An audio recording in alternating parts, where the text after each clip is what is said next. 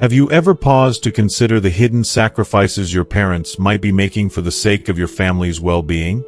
Picture this: dedicating the precious years of retirement, the golden years meant for rest and personal fulfillment, to raising grandchildren, only to feel overlooked, unappreciated, and taken for granted in return. It's a reality that many aging parents face, yet it often goes unnoticed. In this story, we explore the compelling journey of James and Margaret, a retired couple who left their serene and fulfilling life in the countryside to support their son, David, and his wife, Sarah, who were overwhelmed by the demands of modern life and parenthood. As we delve into their experiences, you'll witness the emotional and physical toll of what can be described as invisible dependence. We'll uncover the challenges faced by elderly caregivers who, despite their own limitations, selflessly step in to help their families, and will extract meaningful lessons on how to foster healthier, more respectful family relationships. Stay with us until the end of this story to discover how to recognize and avoid these scenarios in your own life. By doing so, you can ensure that both you and your loved ones enjoy the mutual respect, happiness, and independence that every family deserves. These essential insights could completely reshape your perspective on family roles and responsibilities, offering a fresh understanding of what it truly means to care for and honor your parents. If you haven't already, make sure to subscribe to our channel and activate the notification bell so you won't miss any of our thought-provoking and insightful videos. Now, let's dive into the story. William Clark, 72 years old, has lived a life full of dedication and hard work. For over 30 years, he and his wife, Margaret, both worked as educators. William as a high school teacher and Margaret as a primary school teacher. They both retired 5 years ago and decided to spend their retirement years in a peaceful and serene way. Their only child, Daniel, now married and settled in the city, was busy with his career, and William and Margaret had always looked forward to spending their golden years quietly, away from the hustle and bustle of city life. After their retirement, they decided to move to the rural countryside in Vermont, where they could live out their dream of growing their vegetables, tending to flowers, and raising chickens and ducks. It was a peaceful life, one they had always envisioned. The quiet mornings, the sound of birds chirping, and the simplicity of their everyday routines brought them joy and contentment. Life was calm, fulfilling, and full of quiet pleasures. However, everything changed when Daniel and his wife, Claire, announced that they were expecting a baby. It was an exciting time for the couple, but it also meant big changes were coming. Both Daniel and Claire worked long hours, Daniel as an architect and Claire as a manager at a marketing firm, leaving them little time or energy to care for a newborn. The couple had no family nearby to help with childcare, and they were struggling to figure out how to manage it all. William, wanting to help, suggested that Daniel hire a nanny to take care of the baby, knowing how much work it could be for young parents. But Daniel, being cautious with money and feeling uneasy about entrusting his child to someone else, didn't agree. Instead, he suggested that his parents move back to the city and help with childcare. While William and Margaret were reluctant to leave the peaceful countryside they had grown to love, they understood the need and agreed to return to the city. They made it clear, however, that their return would be temporary. Once their grandson started kindergarten, they planned to go back to their home in Vermont and resume their rural lifestyle. Upon their return to the city, William and Margaret found themselves taking on the responsibilities of raising their young grandson. They took care of his daily needs, from diaper changes to bedtime stories, and managed household chores like grocery shopping, cooking, and cleaning. Meanwhile, Daniel and Claire were largely hands-off, relying on takeout for meals and seldom helping around the house. The constant pressure of managing both their own lives and their son's household wore on William and Margaret, and they began to feel increasingly frustrated. Though they worked tirelessly, the couple continued to put their all into supporting Daniel and Claire. They used their savings to make sure their family was comfortable, but it wasn't long before they felt their sacrifices were being taken for granted. One of the most significant issues came when Claire, who worked in a far-off town, suggested buying a second car to make commuting easier. Since Daniel and Claire were not able to afford it, they turned to William and Margaret for help once again. Despite their financial struggles and growing frustrations, William and Margaret never stopped giving. They loved their son and grandson dearly, but they also began to wonder if they were being asked to give more than they could handle. The decision to help and growing frustrations. After much discussion, William and Margaret Clark, knowing that they had worked hard to save throughout their lives, decided to withdraw a portion of their pension to help their son, Daniel, and his wife, Claire, buy a new car. They took out $3,500, which was a significant amount of their savings, and handed it over to Daniel to help with the purchase. However, their generosity was met with disappointment. Daniel and Claire, rather than expressing gratitude, complained that it was too little, suggesting they needed a more expensive model. William, who had always been cautious with money and knew how hard they had worked for every dollar, told his son, "This is our hard-earned money. If this isn't enough, you'll have to find another way. We don't have anything more to give." Reluctantly, Daniel and Claire agreed to add some of their funds to buy the car they wanted. This exchange left William and Margaret feeling disrespected and exhausted, but they tried to push those feelings aside, convincing themselves that they were doing this for their family. As time passed, their grandson, Samuel, grew older, now over 3 years old. William discussed once more with Daniel the idea of returning to their peaceful life in Vermont once Samuel started kindergarten. They had made it clear from the start that their return to the city was temporary, but Daniel and Claire had other plans. Claire, whose job required a long commute, said she couldn't manage to pick up Samuel after school, and both she and Daniel insisted that they needed William and Margaret's help for a little longer. Reluctantly, William and Margaret agreed once more to stay, putting their desires aside for the sake of their son and grandson. Samuel, now a curious and active toddler, was always running around, full of energy. William and Margaret, though still strong in their love and devotion, were aging and often found it difficult to keep up with him. The constant care and energy required to watch over the young child began to take a physical toll on them. But they didn't complain. They simply did what they always had done, gave selflessly for the good of their family. When Samuel finished kindergarten and was about to enter primary school, William saw this as the perfect opportunity to revisit the idea of returning to Vermont. However, Daniel, still caught up in his work, made another request. "Since you both are retired teachers, we really need your help with Samuel's homework once he starts school. Claire and I are so busy with work. We can't do it all." Once again, William and Margaret put their own desires on hold and agreed to stay and assist their grandson with his studies. A moment of crisis and realization. 3 years later, when Samuel was in 3rd grade, an unexpected and heartbreaking event occurred. One afternoon, while William was waiting to pick up Samuel from school, Margaret, who had been walking home, tripped and fell in the street. A kind passerby rushed to her aid and took her to the hospital. William, frantic with worry, immediately called Daniel to inform him of the accident. But instead of rushing to the hospital, Daniel told him, "I'm sorry, Dad, but I'm working overtime. I can't come right now." If you are still watching this video and find these lessons useful, please comment 1 below to let me know that you are still here with me. With no other choice, William had to take Samuel to the hospital himself. Upon arriving, and seeing his wife lying in a hospital bed, William felt an overwhelming wave of sorrow and frustration. He was unable to hold back his tears. As he sat beside her, he reflected on the years that had passed. Nearly a decade spent living with his son and daughter-in-law, taking on all the responsibilities of the household, and giving everything they had. All the while, they had been living off their modest pensions. Even the costs of Samuel's kindergarten fees, extracurricular activities, and other expenses had been covered by William and Margaret. Yet, when Margaret needed them the most, neither Daniel nor Claire could be bothered to visit. They used the excuse of being too busy with work, and in that moment, William realized just how much they had been taken for granted. His heart heavy with the weight of the years of sacrifice, William finally saw the stark reality of his situation.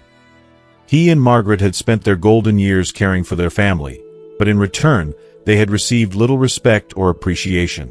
The sacrifices they made for their son and grandson had gone unnoticed, and now, in the face of an emergency, they were left to fend for themselves. A moment of anger and a decisive change. As William sat beside his wife Margaret in the hospital, he couldn't help but reflect on the years of sacrifice they had made. He thought back to the times when their son, Daniel, and his wife, Claire, would rush home the moment Samuel, their grandson, had the slightest cold or fever.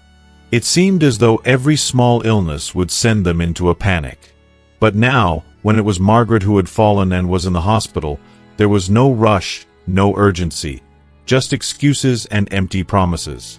The more William thought about it, the angrier he became.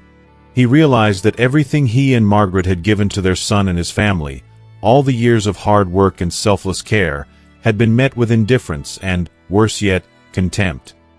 He felt that their sacrifices had been truly unworthy, that they had given so much and received so little in return. The week they spent in the hospital was a time of deep reflection for William. While Margaret rested, he took on the task of caring for her, arranging their belongings, and making sure everything was in order. He couldn't stop thinking about the years that had been lost. He finally made up his mind. As soon as Margaret was discharged, they would return to their quiet life in Vermont and never again live with Daniel and Claire. When the day came for Margaret to be discharged from the hospital, the couple, despite Daniel and Claire's objections, packed their things and prepared to leave. Daniel called, trying to convince them to stay, but William, feeling a surge of determination, stood firm. "We've done enough," he told his son. "It's time for us to live our lives for ourselves now, returning to peace and finding freedom." The moment they arrived back in Vermont, William and Margaret felt a weight lift off their shoulders. It was as though the years of stress and exhaustion had been washed away by the calm of their peaceful hometown. For the first time in many years, they could breathe easily again. Their bodies, which had ached from years of tending to their sons' and grandsons' needs, finally felt at ease. The constant worrying, the caregiving, and the physical demands of life in the city had taken their toll. It had been draining, but they had carried on because they thought it was the right thing to do. Now, back in their small, quiet house, the couple was free from the unspoken expectations of their son and daughter-in-law. William reflected on how, over the last decade, they had been the ones to shoulder all the responsibilities at home. They had managed the household chores, the finances, and even Samuel's school activities, all while Daniel and Claire continued to focus on their busy careers. In return, they had received nothing but a sense of dependence from their son. Though Daniel would occasionally say how much he appreciated them, William knew it wasn't genuine respect. It was simply the invisible weight of reliance that Daniel had placed on them without ever truly acknowledging their sacrifices. William and Margaret had given everything for their family, but now they realized that their happiness, their well-being, had to come first. They were no longer willing to live in a situation that drained them emotionally and physically. With their decision to return to Vermont, they began the process of rediscovering themselves.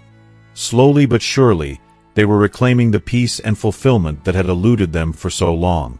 2 stories of elderly parents. 1. Mrs. Linda Harris, the exhausted caregiver. Mrs. Linda Harris, 70 years old, had been living in Washington, D.C., for nearly a year, helping her children care for their 2 young grandchildren. Her son and daughter-in-law both worked in demanding sales jobs, leaving early in the morning and returning late at night. Mrs. Harris, who had always been a devoted mother and grandmother, found herself thrown into the whirlwind of city life and caregiving for her grandchildren, and it was taking a toll on her health. Every day, Mrs. Harris's routine began at 6 a.m., when she would get up to prepare breakfast for the youngest grandchild, followed by laundry and house cleaning. She would then prepare lunch for the family, and in the afternoon, when the children napped, she took the chance to get dinner ready. At 4 p.m., she would go pick up the older grandchild from kindergarten, continue cooking, and then spend the evening bathing the children, tidying up, and getting them ready for bed. Her day would often end around 9 p.m., only to start again the next morning. Despite friends from her hometown inviting her to social gatherings, she couldn't bring herself to go. She felt exhausted but kept telling herself that she couldn't stop. She had to keep going for her children and grandchildren. Mrs. Harris had low blood pressure, and she had fainted a couple of times due to hypoglycemia, but she still powered through each day. Even though her husband lived back in the countryside, she stayed in the city because daycare for the children was too expensive, and she didn't feel comfortable leaving them with strangers. She believed it was her responsibility to help her children, but as time went on, she could feel the physical and emotional strain wearing her down. 2. Mrs. Eleanor Roberts, the reluctant caregiver. Mrs. Eleanor Roberts, 67, from a small town in North Carolina, had lived most of her life contentedly in her quiet, rural home. When her son called her to come help care for his second child in the bustling city of Raleigh, she hesitated. She had been through this before when her son's first child was born, and her relationship with her daughter-in-law had suffered greatly. The costs of living in the city were high, and the thought of moving away from her peaceful life unsettled her. But her son, unable to find anyone else to care for his child, insisted on her coming. After much phone persuasion, Mrs. Roberts packed her bags and made the difficult decision to leave her comfortable home and move in with her son's family in the city. It didn't take long for tensions to rise again between Mrs. Roberts and her daughter-in-law, particularly around how to raise the children. Mrs. Roberts had a more traditional approach to caregiving. For example, when her grandkids got too energetic, she would let them watch cartoons to calm down, but her daughter-in-law disagreed. "That's not how I raised my children," she'd snap. "Letting them watch TV is bad for their health." The arguments became more frequent, and Mrs. Roberts often found herself defending her methods, feeling more and more isolated in her own family.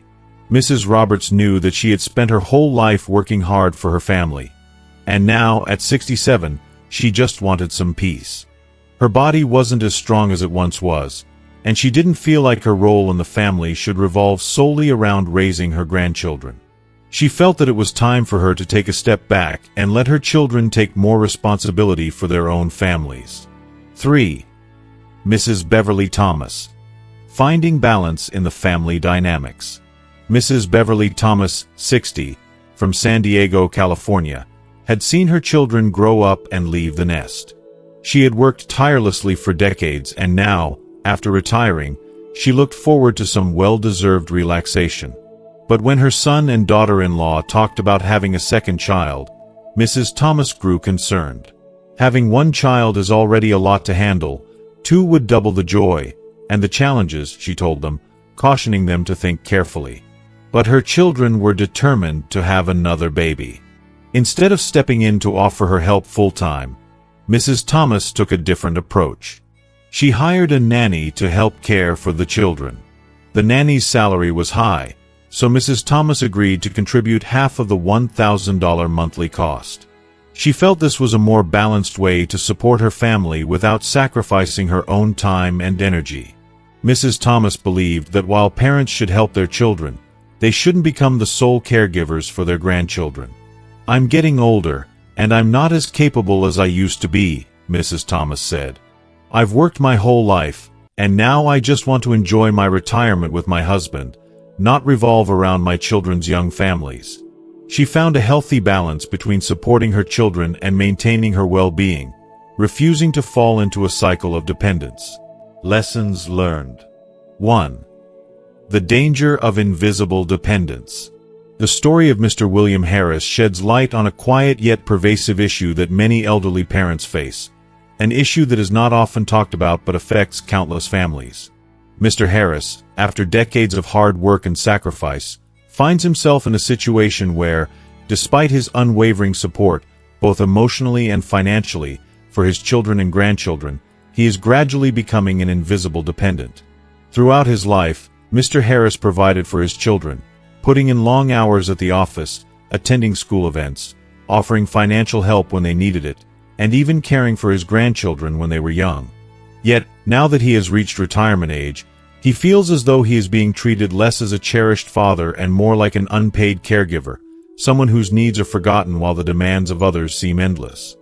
The key issue here is that this dependence is not always clearly recognized. His children, especially his son, often express gratitude for his sacrifices, claiming they are honoring him with their care. However, in practice, their so-called care looks more like an expectation that he will step in to manage the household chores, provide free childcare, and cover any financial shortfalls they may face. Instead of genuinely helping him in his later years, they subtly turn him into an extension of their family staff. For Mr. Harris, this situation is deeply unsettling.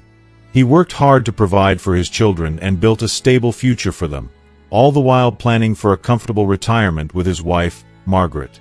The hope was to spend these years traveling, enjoying the fruits of his labor, and perhaps even indulging in hobbies he had put aside for decades.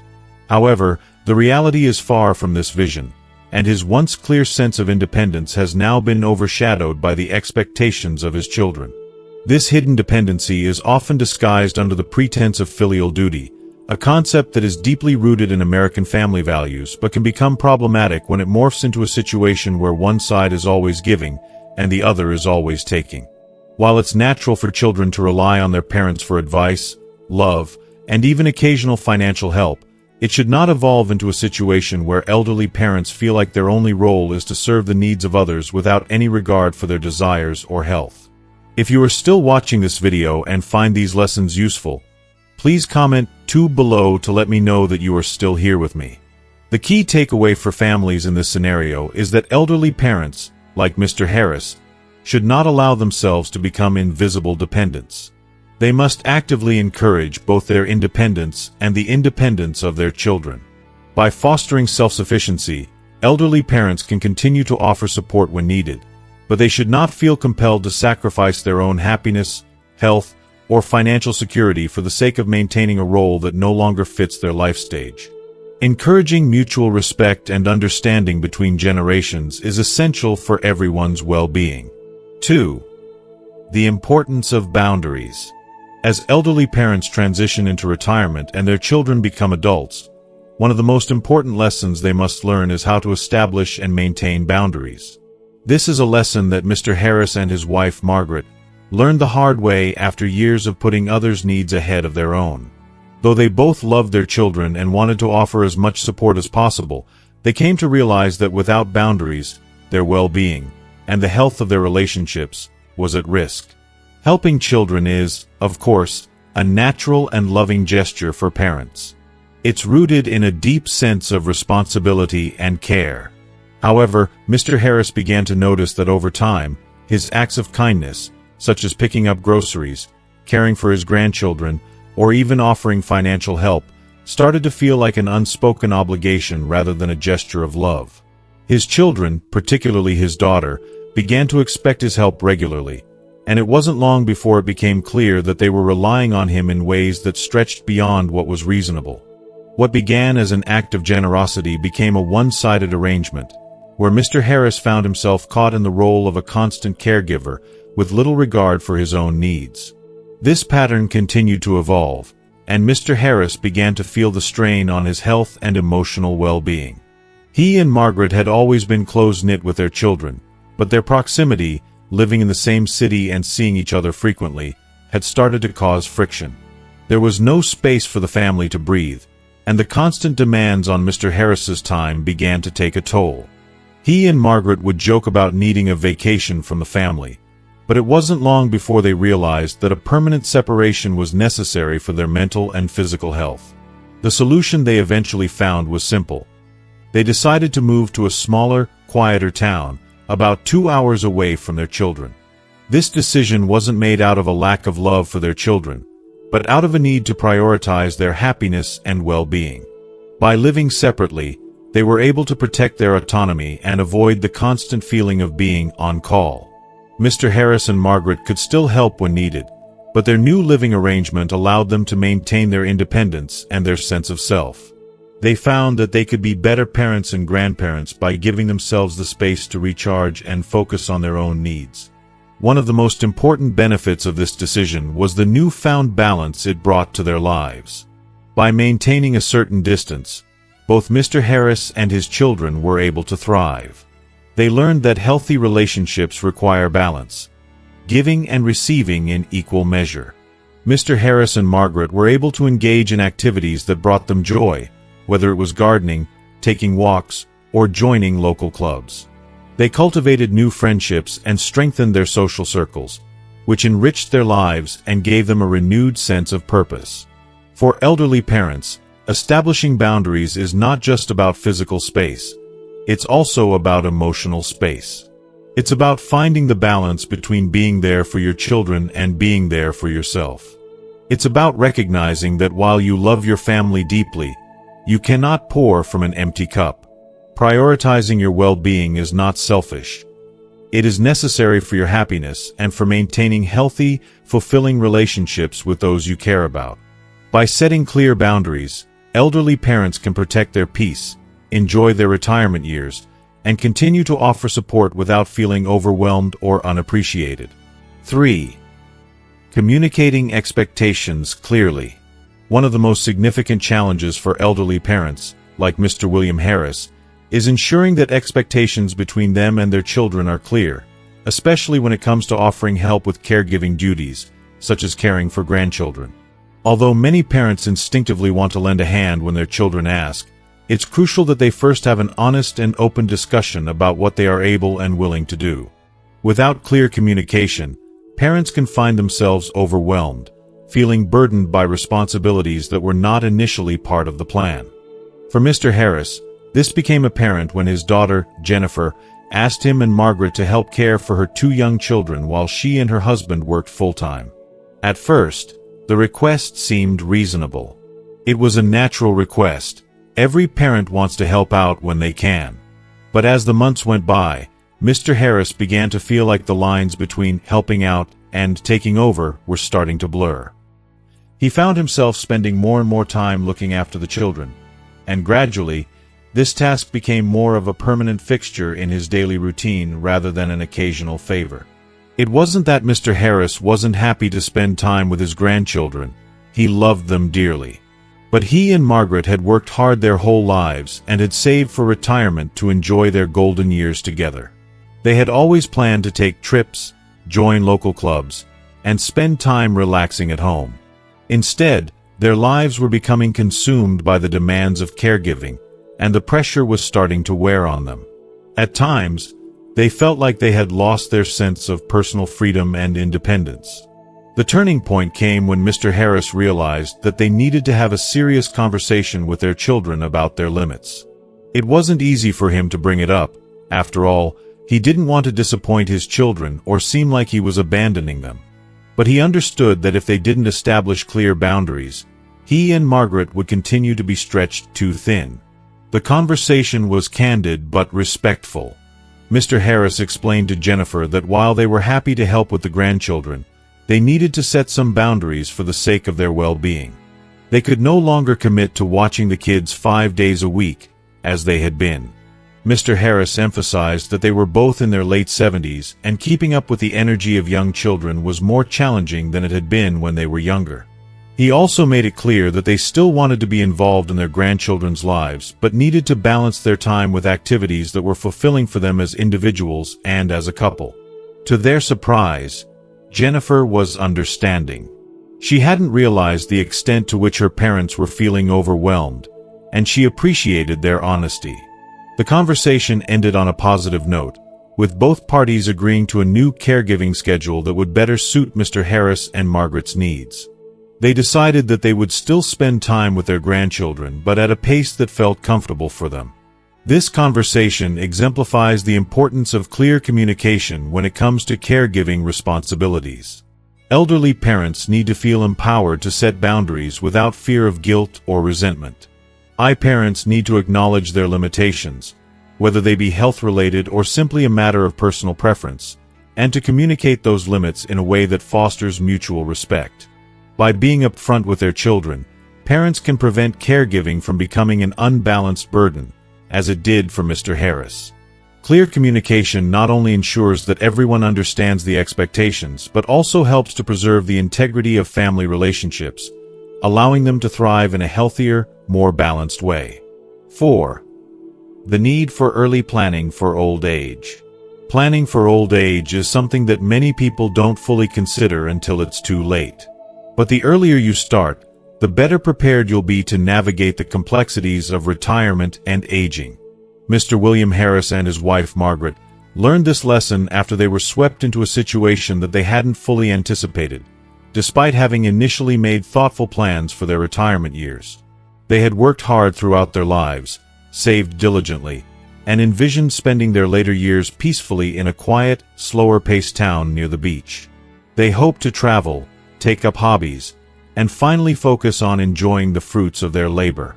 However, their plans began to unravel when their daughter, Jennifer, asked for their help with her young children. Jennifer and her husband, Michael, both had demanding jobs and were struggling to find reliable childcare. They turned to Mr. and Mrs. Harris, asking if they could watch the children a few days a week while they worked. Initially, Mr. Harris and Margaret agreed. After all, they loved their grandchildren and wanted to help. But over time, this favor began to turn into an expectation, and the lines between helping out and taking over became blurred. What Mr. Harris and Margaret had not fully considered, however, was how this shift would impact their carefully laid plans. They had envisioned their retirement as a time for self-care and enjoyment, not as a second stint in full-time caregiving. As the months passed, Mr. Harris began to feel the strain. His health, which had been a priority during his working years, started to decline from the physical demands of childcare. He and Margaret were no longer able to pursue the activities they had planned. Trips to visit old friends, afternoons in the garden, or even just quiet time together. They had put so much of their energy into helping Jennifer and her family that their dreams for retirement were slipping further away. Looking back, Mr. Harris realized that their lack of a firm stance in the beginning was a major factor in their loss of control over their retirement plans.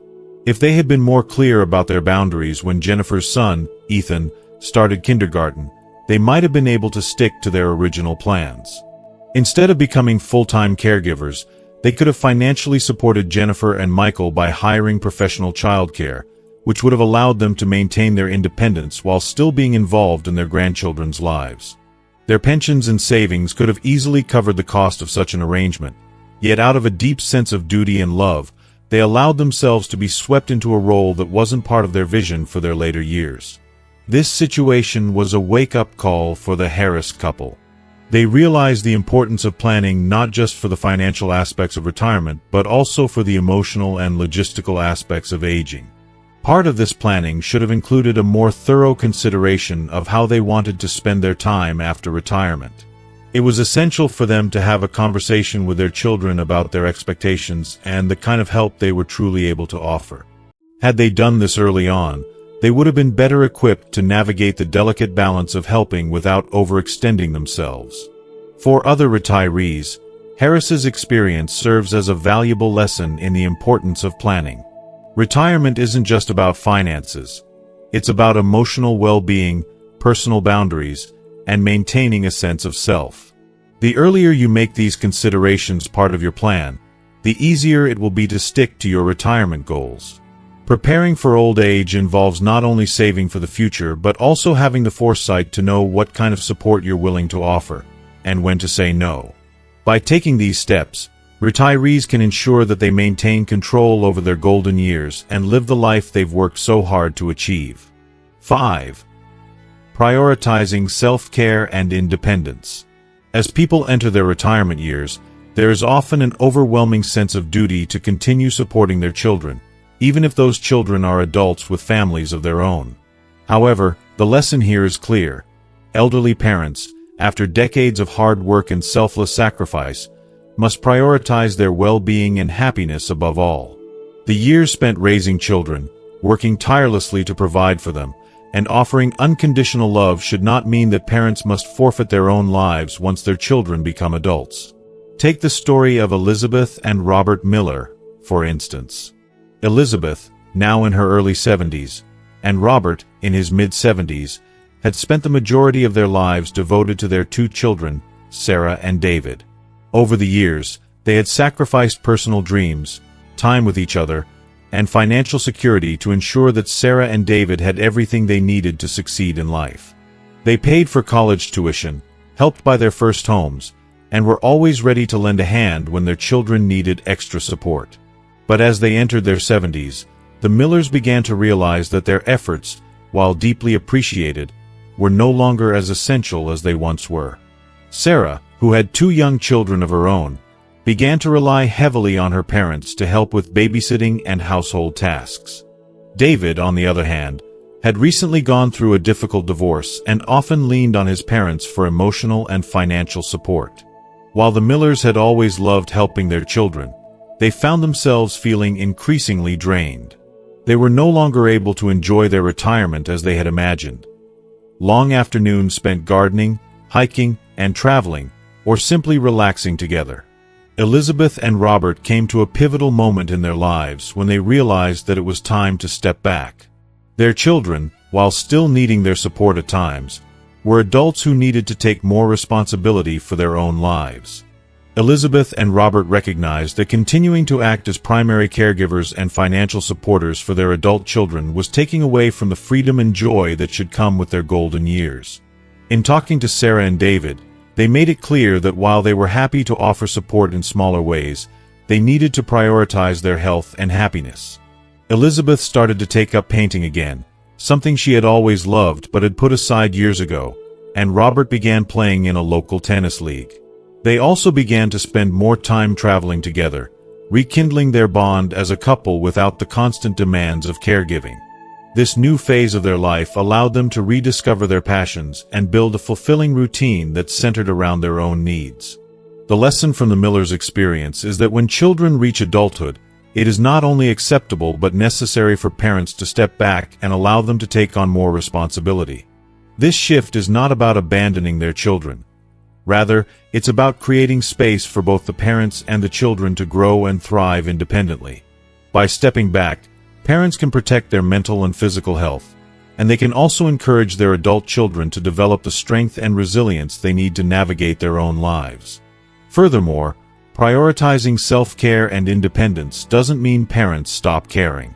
On the contrary, it allows them to offer support in a way that is sustainable and healthy. For example, Elizabeth and Robert might still babysit occasionally or offer advice when asked, but they now do so on their terms. By drawing these healthy boundaries, they are ensuring that they can continue to have positive, fulfilling relationships with their children without sacrificing their happiness. Ultimately, the Millers' story teaches that in retirement, parents must prioritize themselves just as much as they have prioritized their children throughout their lives. Life after children leave the nest is a time for exploration, self-care, and finding joy in new experiences. When parents embrace their independence and care for their own needs, they ensure that their relationships with their children remain loving and supportive, without the risk of becoming overwhelming or resentful. This approach to aging not only nurtures healthier family dynamics but also allows parents to truly enjoy the fruits of their years of hard work. 6. Realizing true parental love. The most profound lesson learned from the story of Margaret and William Turner is the realization that true parental love often means letting go. After spending a lifetime providing unwavering support to their children, parents must come to understand that their adult children now have responsibilities to bear. This realization is especially important when parents, like Margaret and William, have been deeply involved in the lives of their grown children and grandchildren. While providing unconditional love and support is natural, continuing to take on the role of constant caregiver, particularly for grandchildren, can unintentionally hinder children from fully stepping into their adult roles. For Margaret and William, this shift was both emotional and necessary. Their 2 daughters, Emily and Jessica, were grown adults with children of their own. Margaret and William had spent years helping with babysitting, running errands, and offering financial support when needed. Their devotion to their daughters and grandchildren was unwavering, as they had always believed that it was their role to ensure their children's happiness and success.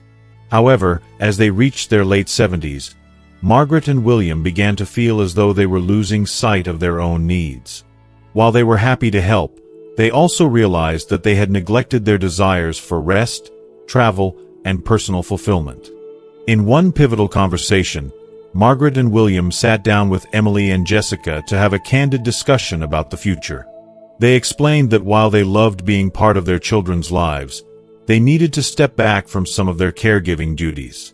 Margaret spoke gently but firmly, explaining that she and William wanted to travel more and focus on their health and happiness. "You both are more than capable of managing your families," she told her daughters. "We've helped you for years, and now it's time for us to take care of ourselves."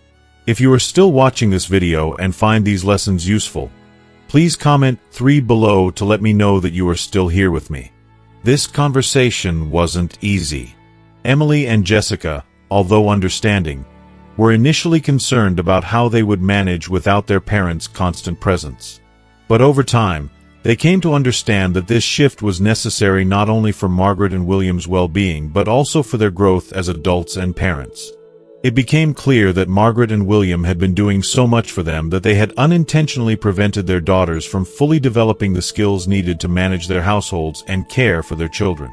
By letting go of their constant caregiving role, Margaret and William were not abandoning their children or their grandchildren. Instead, they were allowing them to stand on their own feet. The couple made it clear that they would still be there for emotional support when needed, but their role would no longer be that of a daily caregiver. This act of stepping back allowed both their children and themselves the space to grow, mature, and enjoy their lives independently. For Margaret and William, the decision to prioritize their happiness was not easy. It was an emotional transition, as they had always seen their role as parents and grandparents as central to their identity. However, as they began to live more for themselves, they found that their relationships with their children and grandchildren grew stronger. They were able to visit their grandchildren without feeling overburdened, and their daughters were able to ask for help when truly necessary, without assuming it was a given. Through this experience, the Turners learned that true parental love does not require perpetual sacrifice. It's about nurturing the growth of your children, allowing them the space to mature, and knowing when to step back so that everyone can live more fulfilling lives. The lesson here is profound. By letting go of the caregiving role, parents not only give their children the chance to grow and take on their responsibilities, but they also create the opportunity for themselves to experience greater joy, peace of mind, and emotional fulfillment in their later years. By applying these lessons, older individuals can approach their golden years with a sense of independence, confidence, and emotional well-being. Margaret and William's journey teaches that it's possible to maintain loving relationships with children and grandchildren, while also ensuring that those relationships are based on mutual respect and independence. It's a delicate balance of love, care, and freedom that allows both parents and children to thrive in their ways, ultimately leading to more fulfilling and peaceful lives for everyone involved. Thank you so much for watching this video. We've covered some important lessons today about setting boundaries, maintaining independence, and realizing the true meaning of parental love as we grow older. These lessons are not only about caregiving but also about respecting ourselves and our relationships with others. So, what have you learned from this story? Is there something you're going to start practicing in your own life to make sure your golden years are filled with happiness, balance, and fulfillment? We'd love to hear your thoughts. Please share one thing you've learned today in the comments below and how you plan to apply it to your own life.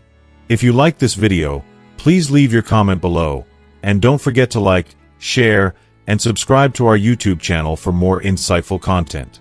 Thank you again for watching, and we look forward to seeing you in the next video.